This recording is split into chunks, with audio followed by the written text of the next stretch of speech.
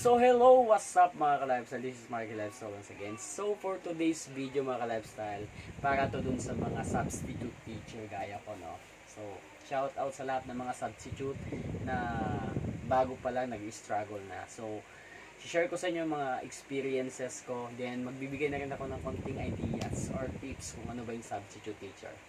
So, but before anything else, sa mga hindi pa po nakapag-subscribe once again sa ating channel, please do like, share, subscribe, at paki-hit na rin yung notification bell nang sagayon ma-notify po kayo sa susunod ng mga interesting video na i-upload po natin. Especially yung mga may problema sa online learning application. Kasi yung main naman, main goal or main content ng channel na to is yung para sa mga online learning application. So, sinisingit lang natin yung mga extracurricular activities natin, no? Like, work. So, yun na nga mga ka-lifestyle, no? This day, merong program or merong memo yung DepEd na pina-implement like Catch Up Friday. So, Catch Up Friday, every Friday talaga to. So, dati, nung wala pa to, every Friday talaga sports day ng mga bata, no? So, ngayon, winala na yon, pinalit na yung Catch Up Friday. So, ano ba yung Catch Up Friday? So, ito yung Catch Up Friday po. Kasi nga, kung naalala nyo, merong dinaanan tayo ng pandemic. So, medyo merong gap na mga months or years ba yon na medyo na-behind yung mga bata when it comes in reading comprehension, listening, solving problem like math. So, the main priority, the main priority subject of this program is English and math.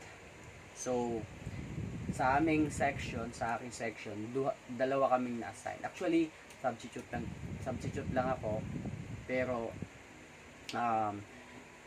I'm willing and flexible enough kung ano yung mga pinapagawa sa akin. So, ganyan dapat, no?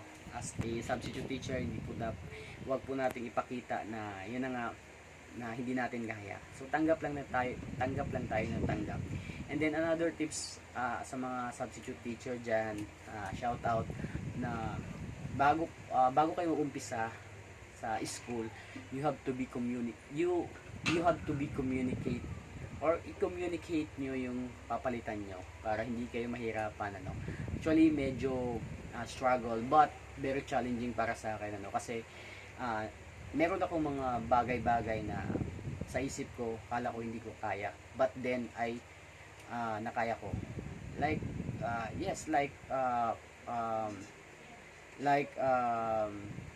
pakikipag-usap sa mga teachers na kala ko nahiya talaga ako. Then reporting sa mga students. So, yun talaga yung pinaka main problem or main curiosity sa isip ko, no. Akala ko talaga hindi ko kaya. But nakaya ko po lahat. Kasi nga, yung nagbo-boost yung confident natin. Sa umpisa lang po talaga mahirap. So, ako nga until now, nag-struggle pa ako. Pero, nandyan yung intense at saka nandyan din yung excitement, no. Pero, iniisip ko na lang yung learnings or yung ikakabuti ng mga bata na tinuturuan ko. So, hindi ko pinapakita sa kanila na nag-struggle ako. Syempre, wag mali yun, dapat fight lang tayo, positive lang always, no. So, kung ano man yung mga binibigay sa atin na task or activity ng head natin, we have to be accepted. Okay? We have to accept it, whatever it is. Kasi, pinasok natin to, so we have to be responsible enough. So, lahat talaga ng mga task na ibabato sa atin, tanggapin natin. Okay? Especially kung substitute lang tayo. Pero, huwag niyong ilalang yung substitute. Mahirap na trabaho yung substitute, especially nasa kalagitnaan ng quarter, no. Kami kasi nasa second quarter na, so nagka-catch up pa po ako until now, no. Pero hindi yung literal na catch up every Friday. Nagka-catch up ako ng mga yun topics na medyo na behind na. So hinahabol ko po yan, no, para ma-insert ko sa ginagawa kong exam. Kasi mag-exam kami this January 18 to 19. So, possible na lahat ng mga pinagdaanan, or I mean nadaanan, or na lecture na, is syempre i-refresh ko. So hindi talaga basta-basta, no, kasi you have to consider yourself na flexible enough so that everything na nasa isip mo na hindi mo kaya is magawa mo, no, not only the implementation na we have to be implement, but also you have to consider yourself as a not only flexible in your family, I mean in all things na yun na nga, kala mo talaga hindi mo kaya, but then kakayanin pala. So another ideas or tips, sana medyo nakarelate kayo, especially yung mga bagong sub pa lang, no. So wag niyo pong kagad isipin yung salary. So laban lang tayo. Ako nga napakalayo ng place na pinupuntahan ko everyday po, but hindi po ako nagpapakita ng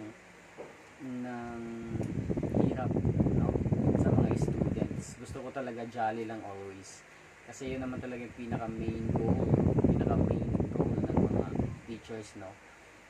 Share your knowledge, then discuss, of course, kung ano yung mga nalalaman mo, you have to share it, okay, so that syempre, of course, in the future, ma-learn din ng mga bata. So yun, sinare ko lang sa inyo yung yung teaching experience ko every now and then, kasi until now talaga medyo nangangapa pa tayo, especially kung wala talagang teaching experience gaya ko. So shoutout sa lahat once again ng mga substitute teacher gaya ko. So yun lang, be flexible lang.